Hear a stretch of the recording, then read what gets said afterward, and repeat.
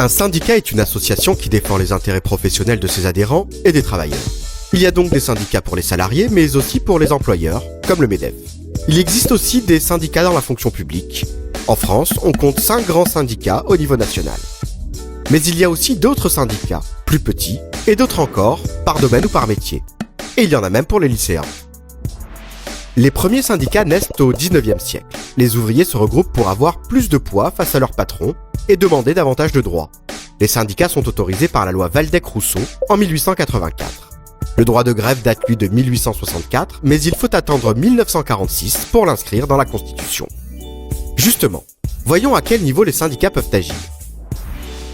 Ils ont d'abord un rôle à jouer dans l'entreprise. Ils informent les salariés sur leurs droits et font remonter à l'employeur des revendications. En cas de licenciement par exemple, ou encore chaque année, en négociant les salaires ou la durée du travail avec le patron. Tous les 4 ans, dans les entreprises d'au moins 11 salariés, ont lieu les élections professionnelles. Elles permettent aux salariés d'élire leurs représentants, comme les délégués du personnel. Ils sont un maillon essentiel de la démocratie en entreprise. Par exemple, ils alertent l'entreprise si elle ne respecte pas certaines règles au travail, ou ils discutent avec la direction en cas de sanction d'un salarié.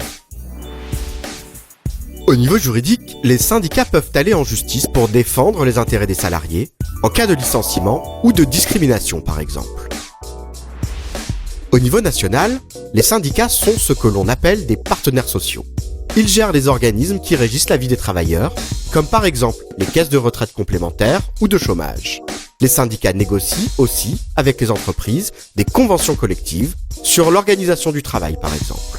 Les syndicats participent aussi au dialogue social. Ils se mettent autour de la table et négocient avec le gouvernement. La France est l'un des pays d'Europe où le taux de syndicalisation est le moins élevé. Seuls 8% des salariés sont syndiqués. C'est presque 4 fois moins qu'en 1950. Il n'empêche que les syndicats restent des acteurs essentiels de la vie démocratique et sociale.